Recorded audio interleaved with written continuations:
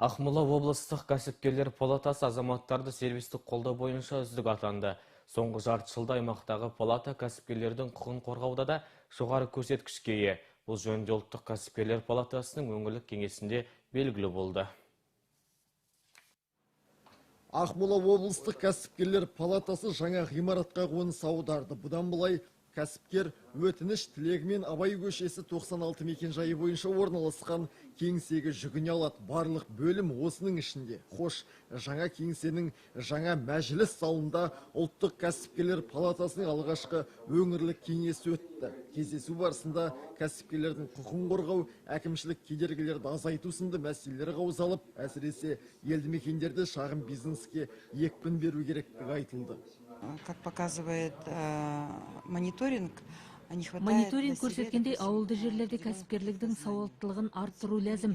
Өңірлік кеңестің барысында аудандардағы кәсіпкерлер палатасына елді мекендерде шағын бизнесті дамыту үшін ақпараттық түсіндіру жұмыстарын жүргізуі қажеттігі жеткізілді.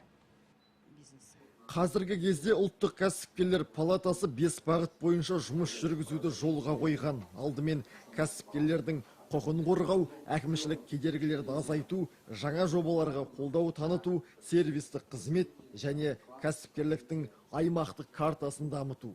5 мақсат бойынша қазіргі кезде біздің Ақмола облысының өңірлік палатасының көрсеткіштері өте жақсы.